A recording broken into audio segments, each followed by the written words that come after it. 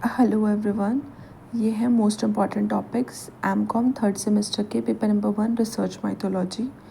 आई hope आपने मेरी question paper की सीरीज़ देख ली होगी। ये क्वेश्चन पेपर्स थे, ये पूरे के पूरे अपलोड हैं। एमकॉम थर्ड सेमेस्टर करके एक सीरीज़ है, उसमें सारे के सारे पेपर्स हैं, तो ये पेपर आपको वहाँ पर डायरेक्टली मिल जाएंगे। अब हम आ जाते हैं अपने क्वेश्चंस पे, ठीक है। तो अब हम डिस्कस करेंगे कि जो ऐसे क्वेश्चन हैं जो हमेशा ही आते हैं, ठीक है।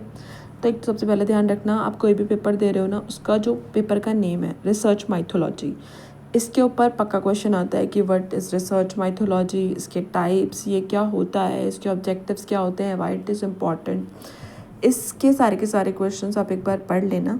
अब हम आ जाते हैं 10 टॉपिक्स जो हमेशा ही आते हैं, रिपीटेडली आते हैं, बहुत ज़्यादा इंपॉर्टेंट हैं, तो प्लीज़ आप इनको देख के जाना।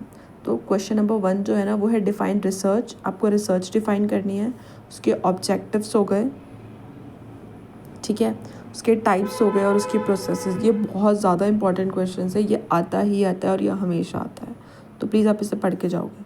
क्वेश्चन नंबर 2 है रिसर्च डिज़ाइन, उसके features of a good research design, ठीक है। रिसर्च डिज़ाइन क्या होता है, उसके इंपॉर्टेंट फीचर्स क्या होते हैं, और कभी कभी ऐसा भी आता है कि उसका लेआउट बता दो आपके, पहले क्या आएगा उसके बाद क्या आएगा, ठीक है। उसके बाद हम बात करते हैं हाइपोथेसिस। हाइपोथेसिस 2 टाइप्स की होती हैं, ठीक है, उसके टाइप्स और उसके प्रोसेसेस ऑफ फॉर्मूलेशन, ठीक है। हाइपोथेसिस, उसके टाइप्स और उसकी प्रोसेस ऑफ फॉर्मूलेशन।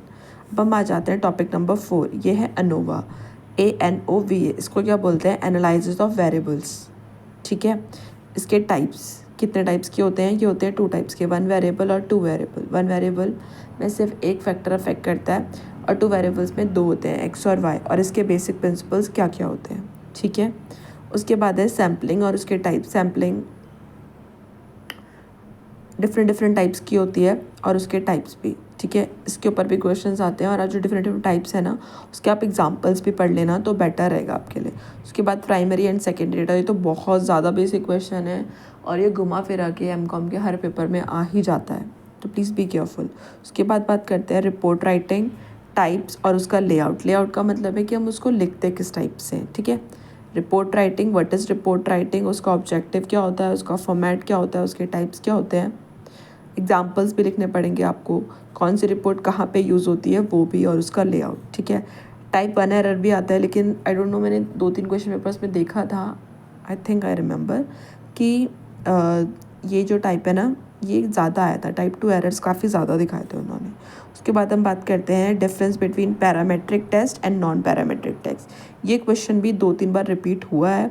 मैंने ना क्वेश्चन पेपर्स की पूरी वीडियो डाली है, जो क्वेश्चन पेपर मेरे एग्ज़ाम में आया था वो भी, जो मैंने प्रिपेयर करे थे वो भी। और अगर आपको नोट्स चाहिए तो please let me know, comment section में आप लिख सकते हो कि आपको नोट्स चाहिए, तो मैं आपको पूरे नोट्स प्रिपेयर।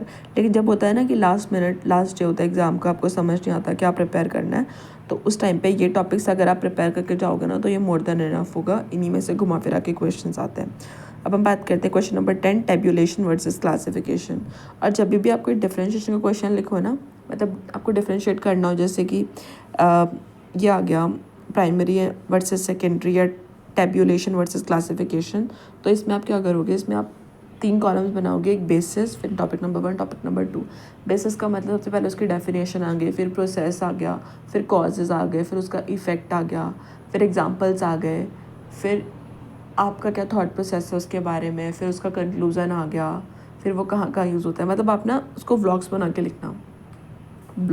लिखना, तो that will help you so much, ठीक है। तो ये थे टॉपिक्स, आप इनका स्क्रीनशॉट भी ले सकते हो। आप इनके, अगर आई वुड प्रेफर कि आप इनके नोट्स बना लो ना, तो ज़्यादा बेटर रहेगा आपके लिए। So stay connected, keep supporting, thank you for watching, bye, take care.